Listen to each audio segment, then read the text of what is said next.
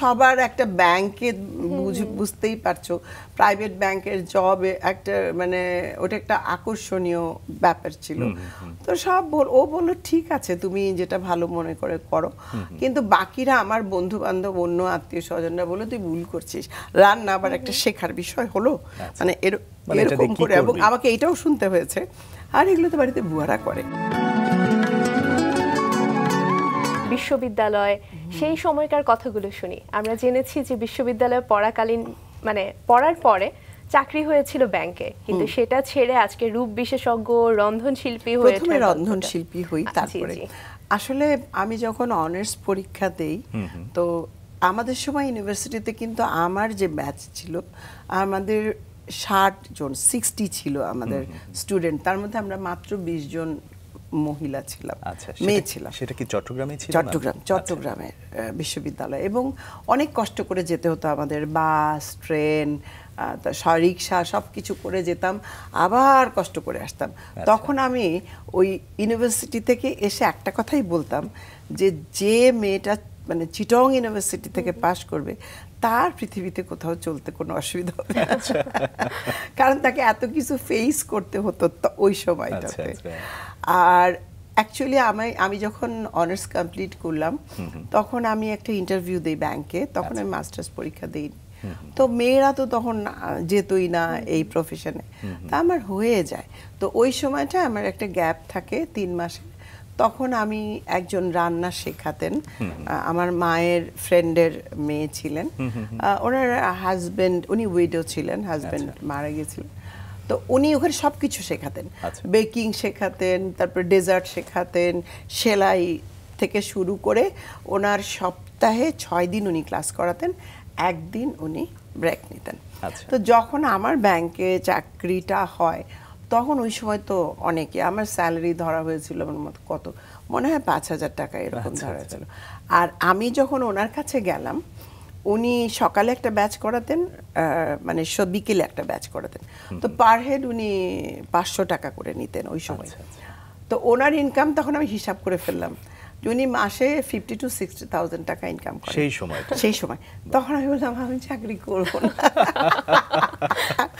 আমি ওই 5,000 টাকার চাকরি করবো না, আমি রান্নাই করব এবং রান্না নিয়ে আমি রিসার্চ করব, রান্না নিয়ে আমি এগিয়ে যাব। আরও একটা ব্যাপার ছিল আমার রান্নাটাকে নিয়ে এগিয়ে যাওয়ার, যে আমার কথা হলো আমিও শিখবো, আমার সাথে আমার মতো যারা মহিলারা আছে যারা চাইলেই ঘর থেকে বের হতে পারে না, তারা বাড়িতে বসে যেন নিজেরা কিছু করতে পারে। এই দিক থেকে আমি আমার নিজের একটা সবচেয়ে বড় পাওয়া বলবো যে আমার হাত ধরে অলমোস্ট 10,000 মহিলা আজকে তারা আত্মনির্ভরশীল হয়ে গেছে, তারা নিজেরা কাজ করছে, সেলফ ডিপেন্ডেন্ট। আপনার হাত ধরে তো 10,000 মহিলা আত্মনির্ভরশীল হলো, কিন্তু যে সময় আপনি শুরু করলেন সে সময় কার হাতটা পেয়েছিলেন পাশে? নিজের হাত। পরিবার থেকে ছিল, আমার হাজবেন্ড একটু ছিলেন, তারপরেও মানে ওই যে সবার একটা ব্যাংকে বুঝতেই পারছো প্রাইভেট ব্যাংকের জব একটা মানে ওটা একটা আকর্ষণীয় ব্যাপার ছিল। তো সব ও বললো ঠিক আছে তুমি যেটা ভালো মনে করে করো, কিন্তু বাকিরা আমার বন্ধু বান্ধব অন্য আত্মীয় স্বজনরা বলে তুই ভুল করছিস, রান্না আবার একটা শেখার বিষয় হলো, মানে এরকম করে, এবং আমাকে এটাও শুনতে হয়েছে। আর এগুলো তো বাড়িতে বুয়ারা করে, মানে এই ধরনেরও আমাকে মানে অনেক সময় কটাক্ষ আমার দিকে ধেয়ে এসেছে, বাট আমি কিছুই মনে করিনি। আমি ছোটবেলা থেকে আমার একটা জিনিস ছিল, আমি যা করব চিন্তা করতাম, আই ওয়াজ ডিটারমাইন্ড, আমাকে কেউ সেখান থেকে সরাতে পারতো না। এবং একটু আগে আপনি বলছিলেন যে অঙ্কটা আপনি আগেই করে, হ্যাঁ আমি তখন চিন্তা করলাম যে আপা যদি এই অবস্থায় করে আমাকে এই কাজটা করতে হলে আমাকে, তখন বাংলাদেশ পর্যটন একমাত্র রান্নার ইনস্টিটিউট ছিল, আমি বললাম ওইটুকু দিয়ে আমার হবে না, আমি পর্যটন কর্পোরেশনে এসে ভর্তি হলাম, food and beverage, pastry and bakery, hotel management, পুরো 9 মাসের কোর্স আমি এখানে কমপ্লিট করি। Then I started my business. আচ্ছা, বিজনেসটা কিভাবে স্টার্ট করলেন? খুবই অল্প কিছু দিয়ে আমি কিছু লিফলেট বানাই। আর আমি পত্রিকায় বিজ্ঞাপন দিয়েছিলাম রান্না শিখুন। দিয়ে ওইভাবেই আমার মনে আছে আমার প্রথম 5 জন স্টুডেন্ট হয়। তো ওই সময়ে আমি ক্যান্টনমেন্টের দিকে থাকতাম। তো ক্যান্টনমেন্টের জায়গাগুলোতে যেটা হয় ওখানে কিন্তু আশেপাশে তেমন কিছু ভালো খাবার পাওয়া যেত না। তো প্রচুর আর্মি অফিসারের ওয়াইফরা আমার সেই লিফলেটগুলোকে খুব সানন্দে নিল এবং তারা আসলো আমার কাছে রান্না শেখা শুরু করে দিল। তারপরে আমি আমার ফর্মাল এপিক ইনস্টিটিউট শুরু করি। সুস্মিতা, আজকে তো ঈদের দিন, অনেক কাজ থাকে তাই না? নিশ্চয়ই, প্রচুর কাজ সারাদিন ব্যাপী।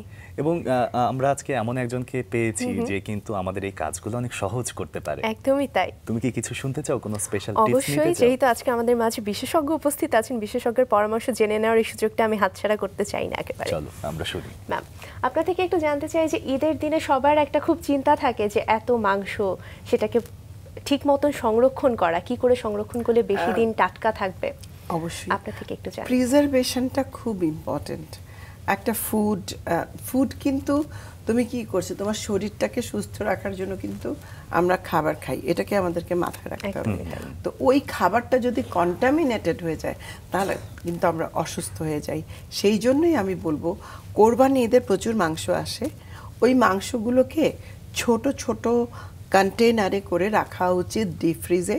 যে আমার প্রতিদিনের যতটুকু দরকার হলে আমি 2টো বক্স বের করলাম বা 2টো প্যাকেট বের করলাম, কিন্তু এরকম করা কখনোই উচিত না যে একসাথে অনেকটা রেখে তারপরে কিছুটা ভেজালাম, কিছুটা আবার ফ্রিজে তুলে দিলাম। তাহলে হয় কি, ওই যে ফ্রিজে মাংসটা আমি তুলছি সেটা কিন্তু কন্টামিনেটেড হয়ে যায়, কারণ অলরেডি ওটা বাতাসের সংস্পর্শে চলে আসে।